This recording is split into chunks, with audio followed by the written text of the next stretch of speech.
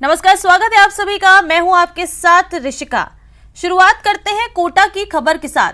कोटा में जहां अपेक्षा ग्रुप महाठगी मामले में आरोपी एमडी मुरली मनोहर नामदेव को आज फिर से कोर्ट में पेश किया जाएगा। आरोपी ने कोर्ट में कल सरेंडर कर दिया था, जिसके बाद एसआईटी की टीम ने उसे कोर्ट से गिरफ्तार कर लिया।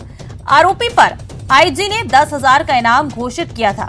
इस मामले में 5 आरोपियों को पहले ही गिरफ्तार किया जा चुका है।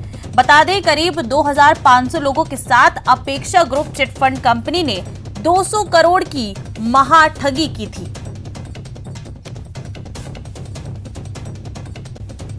प्रकरणों में प्राप्त किया गया है। उसके लगभग 80 प्रकरण कोटा शहर के विभिन्न थानों में दर्ज हैं। चूंकि अभी वो कोर्ट से प्राप्त किया गया है, उससे विस्तृत अनुसंधान किया जाएगा। उसके बाद ही उसके द्वारा इस पूरी वारदात को किस प्रकार से अंजाम दिया गया उसके संबंध में खुलासा किया जाए। इसमें मेन 3 आरोपी थे, मुरली मनोहर नामदेव, संजय कश्यप और हरिओम सुमन। तो इनमें से संजय कश्यप, मुरली मनोहर नामदेव गिरफ्तार हो चुके हैं, एक अभी बाकी है। कोटपुतली के पटेल कॉलोनी के पास बीती रात अज्ञात बदमाशों ने घर जा रहे व्यापारियों पर पिस्तौल तान दी और बही खाते और कागजातों से भरा बैग छीनने का प्रयास किया। गनीमत रही कि घटनाक्रम में किसी प्रकार से जन माल की कोई भी हानि नहीं हुई है। जानकारी के मुताबिक स्थानीय व्यापारी पीयूष और हर्ष दुकान बंद करके घर जा रहे थे। इसी दौरान बाइक सवार 3 बदमाशों ने उनका पीछा करते हुए उनके घर तक पहुंच गए। घर के बाहर पहुंचते ही दोनों व्यापारियों पर पिस्तौल तान दी और रुपयों से भरा बैग छीनने की कोशिश की, लेकिन इसमें वो सफल नहीं हो सके। बदमाश कागजातों से भरा बैग छीनकर फरार होना चाहे। सूचना पर पुलिस मौके पर पहुंची और घटना की जानकारी ली। पुलिस ने इस घटना के बाद इलाके में नाकाबंदी भी करवाई है, लेकिन अभी तक कोई सुराग नहीं लगा। दुकान बढ़ा के घर जा रहे थे और घर के पास में 3 मोटरसाइकिल वालों ने बंदूक लगाकर बैग छीन के ले गए। कहाँ की बात है ये? पटेल कॉलोनी। तो आप लोग कितने लोग थे, कैसे क्या वही पूरा? 2 लोग थे आप? वो 3 जने थे मोटरसाइकिल पे। और बैग में कितना क्या क्या कैश या कोई सामान क्या था? सब दुकान के कागज़ थे, कैश नहीं था। तो पुलिस को सूचना दे दी आपने? हाँ जी। चलिए बढ़ते हैं आगे और 12 से बड़ी खबर है। हथकढ़ शराब के खिलाफ कार्रवाई की गई है। छबड़ा के लक्ष्मीपुरा में पुलिस ने दबिश दी। 15 भट्टियों और 8,500 लीटर वॉश को नष्ट किया गया। पुलिस ने 4 मामले दर्ज किए हैं। 40 लीटर हथकढ़ शराब भी जब्त की गई। 12 से एक खबर जहां हथकढ़ शराब के खिलाफ कार्रवाई की गई। छबड़ा के लक्ष्मीपुरा में पुलिस ने दबिश दी। 15 भट्टियों और 8,500 लीटर वॉश को नष्ट किया गया। पुलिस ने 4 मामले दर्ज किए हैं और 40 लीटर हथकढ़ शराब जब्त की गई।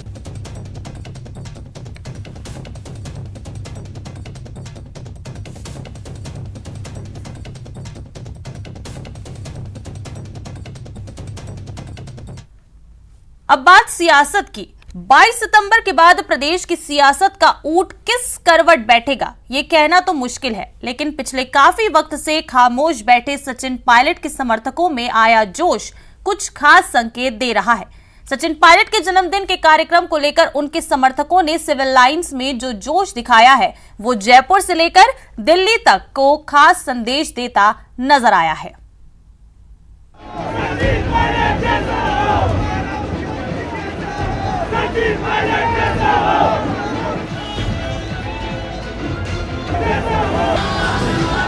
ये होल्डिंग हटाए जा सकते हैं, लेकिन जो दिलों में जो लोगों के प्यार है सचिन पायलट जी को जो दिलों में बसता है उसको मिटाया नहीं जा सकता। ये सचिन पायलट जी लोगों के दिलों में बस रहे हैं। शुभकामनाओं का सियासी संदेश। देखिए, राजस्थान की जनता का हुजूम जिस प्रकार से प्यार सचिन पायलट साहब के लिए उमड़ा है, आप समझ सकते हैं कि सचिन पायलट साहब ने राजस्थान की सरकार बनाने में अपना बड़ा योगदान दिया था। उस आदमी को आप ज़्यादा दिन तक डिनाई नहीं कर सकते। कितने दिन तक आदमी सब्र करेगा? सिविल लाइंस में सियासत का जोर। ये होल्डिंग हटाए जा सकते हैं, लेकिन जो दिलों में जो लोगों के प्यार है सचिन पायलट जी को जो दिलों में बसता है उसको मिटाया नहीं जा सकता। ये सचिन पायलट जी लोगों के दिलों में बस रहे हैं। जन्मदिन पर पायलट पॉलिटिक्स। आशीर्वाद मुझे मिल रहा है प्रदेश के लोगों का। मैं उम्मीद करता हूं कि इनकी उम्मीदों पे हम सब खरा उतरेंगे और आने वाले समय में प्रदेश को और ताकत देंगे। और बड़ा अभिभूत हूँ मैं, क्योंकि सभी लोगों का आशीर्वाद उसने मेरी सबसे बड़ी पूंजी है। सितंबर का महीना राजस्थान की सियासत में खास है। कांग्रेस अध्यक्ष पद के चुनाव के ऐलान के साथ ही सचिन पायलट के समर्थन में एकजुट हो रहे विधायकों, नेताओं और कांग्रेस कार्यकर्ताओं ने 7 सितंबर से एक दिन पहले ही सचिन पायलट का जन्मदिन मनाकर सियासी संदेश दिया। तो अभी भी समय है, आलाकमान जिसे कहा जाता है, सब चीज आलाकमान देख रहा है कि बिना पद किसी व्यक्ति के साथ जितना स्नेह और प्यार है राजस्थान के इतिहास में किसी के पास नहीं रहती। भारत जोड़ो यात्रा में शामिल होने के कारण एक दिन पहले ही सचिन के समर्थकों ने उनका जन्मदिन मनाया। तो जयपुर के सिविल लाइंस में जुटे हजारों समर्थकों ने अपने अपने अंदाज में पायलट पॉलिटिक्स के नारे लगाए। बूंदी, टोंक, कोटा, दौसा, भरतपुर से पहुंचे हजारों कांग्रेस कार्यकर्ता। सोशल मीडिया पर सचिन संग राजस्थान के जरिए बधाई दी गई। 21 मंत्रियों और विधायकों ने पायलट को जन्मदिन की बधाई दी। सचिन पायलट के जन्मदिन के मौके पर उनके समर्थकों ने भीड़ जुटाकर एक बार फिर से मैसेज देने की कोशिश की है कि सचिन पायलट ही प्रदेश के युवा और चहेते नेता हैं। उनके समर्थकों ने उन्हें मुख्यमंत्री बनाने की मांग भी दोहराई। गहलोत सरकार के जिन मंत्रियों ने उन्हें बधाई दी उनमें शामिल हैं वन मंत्री हेमाराम चौधरी, परिवहन मंत्री ब्रिजेंद्र ओला, पर्यटन राज्य मंत्री मुरारी लाल मीणा। तो सीएम अशोक गहलोत के करीबी माने जाने वाले गिरिराज सिंह मलिंगा, इंदिरा मीणा, गंगा देवी, प्रशांत बैरवा का बधाई देने आना खास रहा। निर्दलीय विधायक ओम प्रकाश हुड्ला और सुरेश टांक ने भी पायलट को बधाई दी। हरीश चंद्र मीणा, सुरेश मोदी, राकेश पारेख बधाई देने वालों में सबसे आगे रहे। जीआर खटाना, मुकेश भाकर और वेद प्रकाश सोलंकी बधाई देने पहुंचे। अमर सिंह जाटव और इंद्राज गुर्जर के साथ ही दीपेंद्र सिंह शेखावत, पीआर मीणा, रामनिवास गवड़िया ने भी सिविल लाइंस पहुंचकर सचिन पायलट को उनके जन्मदिन पर बधाई दी। समर्थकों के प्यार और समर्थन से अभिभूत सचिन पायलट ने एक बार फिर सबके समर्थन से प्रदेश में फिर से कांग्रेस सरकार का वादा दोहराया। हम सब लोग जनता के प्रति समर्पित हैं और आने वाले भविष्य में सब मिलकर काम करेंगे। हम चाहते हैं कि हमारी पार्टी की सरकार दोबारा बने, सब मिलकर चलेंगे और जनता का आशीर्वाद हासिल करेंगे। प्रदेश के अलग अलग हिस्सों से आए नेताओं और उनके समर्थकों ने अलग अलग अंदाज में रंग दिखाया और पायलट को प्रधान बनाने की जोरदार वकालत की। 21 सीटों पे जब हमारी सरकार पार्टी आ चुकी थी, उस पार्टी को वापस 100 सीटों पे लाने का काम किया। उस व्यक्ति को आप कितने दिन तक घर बिठा के रखोगे? कहीं ना कहीं सब्र का बांध सबका टूटने वाला है। सिविल लाइंस स्थित सचिन पायलट का आवास अलग अलग बधाइयों के पोस्टर से भरा रहा। विधायक उन्हें बधाई देने पहुंचे, ये भी सियासी हलकों में चर्चा का विषय बना हुआ है। कैमरा पर्सन भवानी सिंह के साथ सचिन कुमार, न्यूज़ 18 जयपुर। चलिए बढ़ते आगे और बीकानेर के खाजूवाला से आपको एक बड़ी खबर बता दें। अंतर्राष्ट्रीय सीमा के नजदीक से बीएसएफ ने डोडा पोस्त पकड़ा है। 25 किलो डोडा पोस्त के साथ एक आरोपी को गिरफ्तार किया गया है। कार्रवाई करते हुए कार भी जब्त की गई है। नाकाबंदी के दौरान की गई कार्रवाई खाजूवाला के 33 KJD के पास ये कार्रवाई की गई है। बीकानेर के खाजूवाला से बड़ी खबर आपको बता रहे हैं। अंतर्राष्ट्रीय सीमा के नजदीक से बीएसएफ के जवानों ने डोडा पोस्त पकड़ा है। 25 किलो डोडा पोस्त के साथ एक आरोपी भी गिरफ्तार किया गया। कार्रवाई करते हुए डोडा पोस्ट जिस कार में भरकर ले जाया जा रहा था वो कार भी जब्त की गई है। नाकाबंदी के दौरान ये कार्रवाई की गई। अंतर्राष्ट्रीय सीमा के नजदीक से बीएसएफ के जवानों ने 25 किलो डोडा पोस्ट जब्त किया है और साथ ही एक आरोपी को भी गिरफ्तार किया गया। बीकानेर के खाजूवाला के 33 KJD के पास ये कार्रवाई की गई। ज्यादा जानकारी के लिए बात करेंगे सहयोगी विक्रम से। विक्रम, क्या कुछ जानकारी है? बीएसएफ ने 25 किलो डोडा पोस्त के साथ एक आरोपी को भी गिरफ्तार किया है। जी बिल्कुल, ये जो अंतर्राष्ट्रीय सीमा के पास बीएसएफ के जो जवान हैं वो नाकाबंदी लगाकर इस तरह तलाशी करते रहते हैं और इसी दरमियान जो है वो जो कमांडेंट बीएसएफ दीपेंद्र सिंह शेखावत को एक इंफॉर्मेशन मिली थी और उसी आधार पर ये कार्रवाई की गई थी कि एक शख्स जो है वो कार में डोडा पोस्ट लेकर आ रहा है और इस पर जो है वो ये बीएसएफ के अधिकारियों ने कार्रवाई करते हुए इस कार को जब तलाश किया तो उसमें 25 किलो डोडा पोस्ट जो है वो मिला है और इस युवक को जो है बीएसएफ के ने गिरफ्तार कर लिया है। युवक जो है वो आनंदगढ़ के पास का रहने वाला बताया जा रहा है और इसका पुलिस अब जो बीएसएफ जो है वो युवक से जो डोडा पोस्ट है उसके बारे में जानकारी जुटाने के बाद आगे की इन्वेस्टिगेशन के लिए। चलिए, शुक्रिया विक्रम आपका इस तमाम जानकारी के लिए।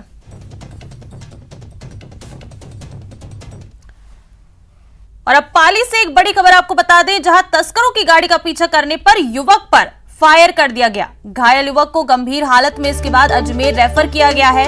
रायपुर थाना क्षेत्र के बिराटिया गांव की ये पूरी घटना है, जहां तस्करों की गाड़ी का पीछा करने पर एक युवक पर फायर कर दिया गया।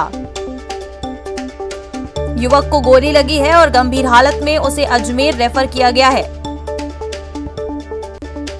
रायपुर थाना क्षेत्र के बिराटिया गांव की ये पूरी घटना है, जहां तस्करों की गाड़ी का पीछा कर रहे एक युवक पर फायरिंग कर दी गई। युवक को गोली लगी है और घायल हुए युवक को गंभीर हालत में अजमेर रेफर किया गया है।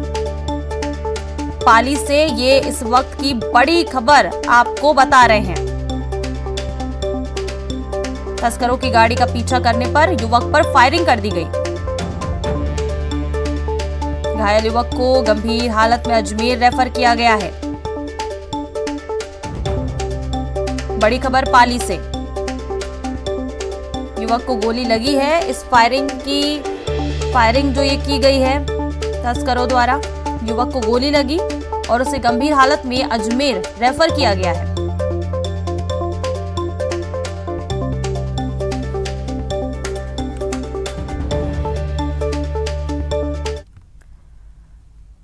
और अब बात नेताओं के पाप और पुण्य की सियासी लड़ाई की।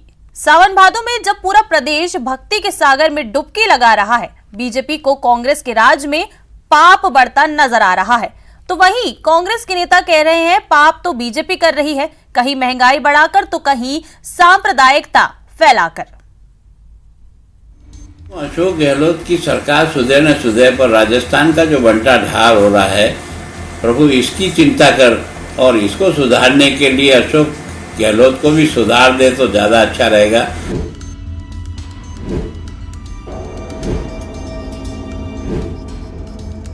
पापी तो बीजेपी वाले हैं। गुलाब चंद कटारिया जी को शर्म नहीं आती? आटे पर टैक्स लगा दिया उन्होंने, दाल चावल पर टैक्स लगा दिया, मखाने पर लगा दिया, मुरमुरे पर लगा दिया, सूजी और मैदा पर लगा दिया, आटे पर टैक्स कभी लगा। पापी तो बीजेपी वाले हैं। किस पे आरोप लगा रहे हैं? शर्म नहीं आती? धरती फट जाएगी। प्रदेश में माहौल चुनावी हो रहा है तो हर तरफ सियासत दिखने लगी है। हर नेता दूसरे की गलतियों के लिए प्रायश्चित कर आत्मशुद्धि का मार्ग ढूंढ रहे हैं। बीजेपी के कद्दावर नेता गुलाब चंद कटारिया गहलोत सरकार को सुधारने के लिए ईश्वर से प्रार्थना कर रहे हैं।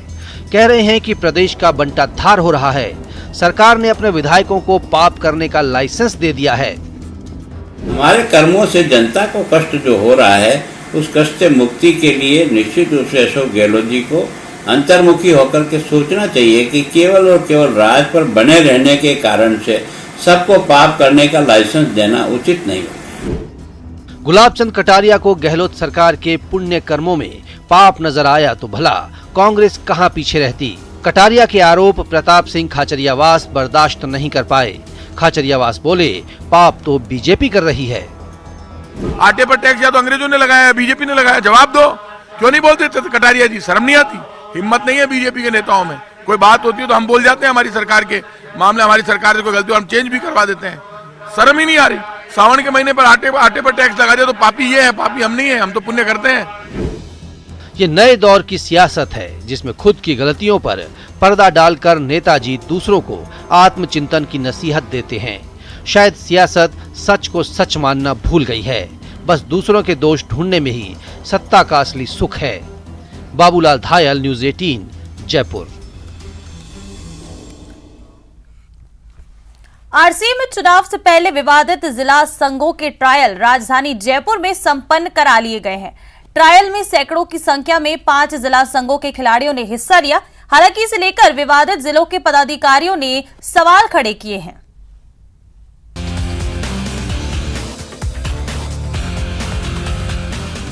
पिछले 3 दिनों से भरतपुर, धौलपुर, अलवर, श्रीगंगानगर और नागौर जिले से आए क्रिकेट खिलाड़ियों ने जयपुर में ट्रायल दिया। खास बात यह है कि इन 3 दिनों में रोजाना करीब 300 से 400 तक खिलाड़ी ट्रायल में भाग लेने के लिए यहां पहुंचे और ओपन ट्रायल में हिस्सा लिया। आपको बता दें कि ये trial senior Colvin Shield cricket प्रतियोगिता के 2022-23 सत्र के लिए और अंडर 16 के चयन के लिए करवाए गए हैं। ट्रायल चले आज यहाँ पे हम नागौर से देने हैं और हमारे सुबह से हम यहाँ ट्रायल दे रहे थे। अब हमारे जाने का टाइम है, अब हम यहाँ से जाएंगे। मतलब आपकी टीम में ये खिलाड़ी होंगे और अच्छी ट्रायल हुई हमारी उम्मीद है कि कल सुबह हमारा भी नाम आए।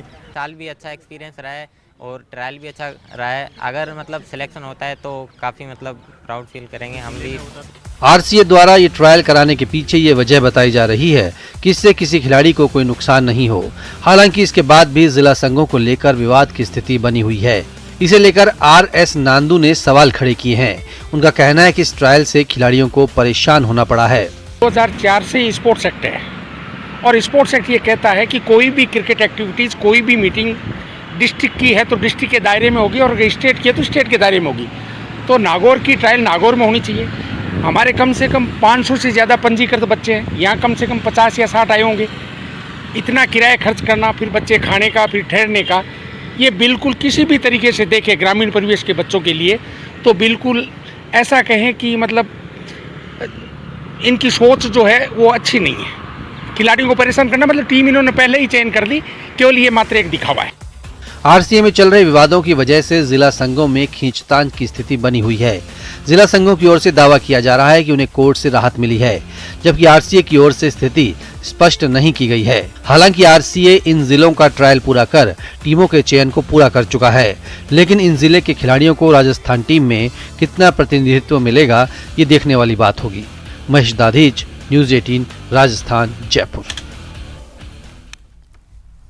और अब बात करते हैं अल्पसंख्यक छात्रों की पढ़ाई की, जिसे आसान बनाने के लिए प्रदेश सरकार पूरी कोशिश में लगी है। आइए दिखाते हैं सरकार ने हर जिले में अल्पसंख्यक छात्रावास का जो वादा किया था वो कहां तक पूरा हुआ है।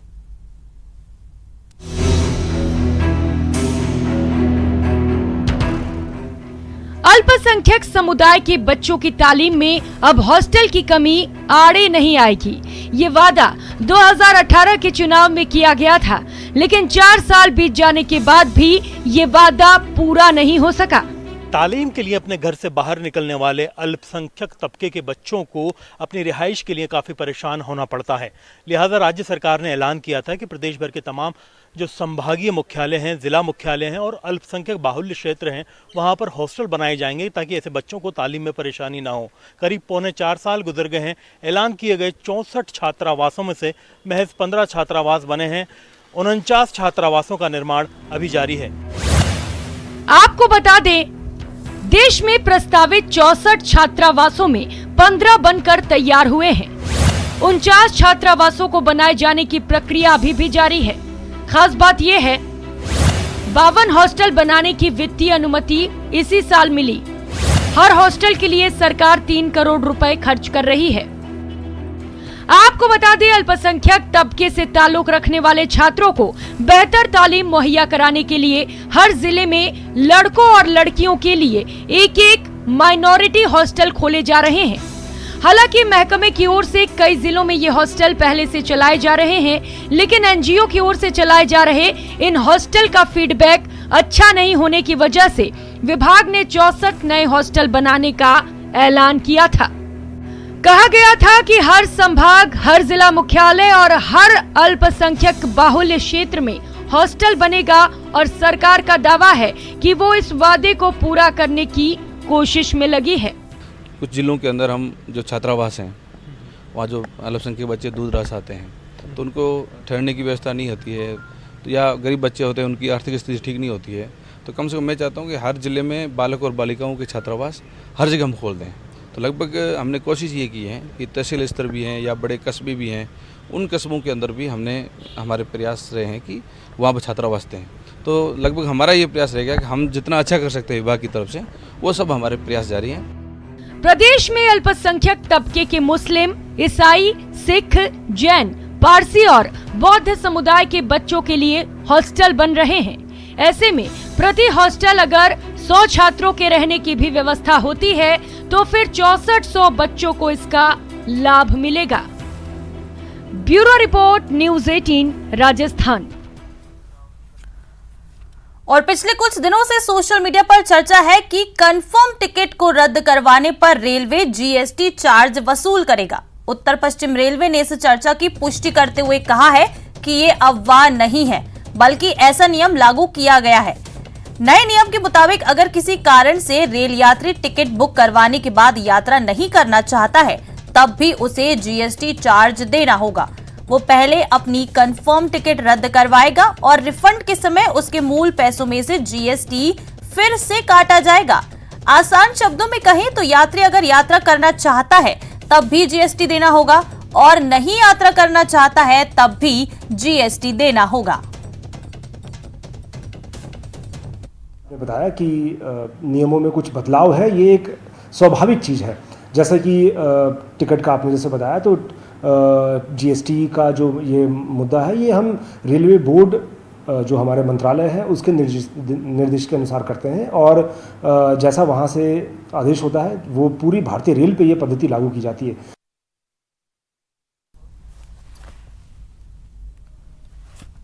तो अब अगर आप आपका कंफर्म टिकट रद्द करवाते हैं तो भी रेलवे इस पर जीएसटी चार्ज वसूल करेगा।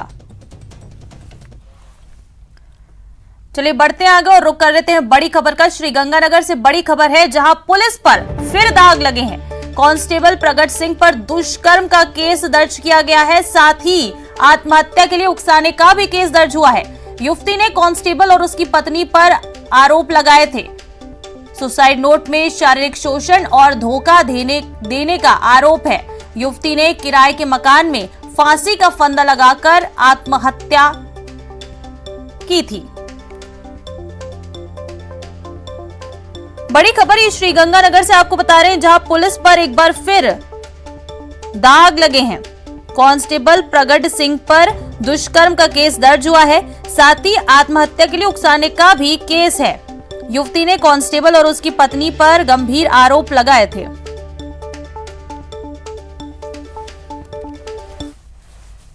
चलिए फिलहाल इतना ही, नमस्कार।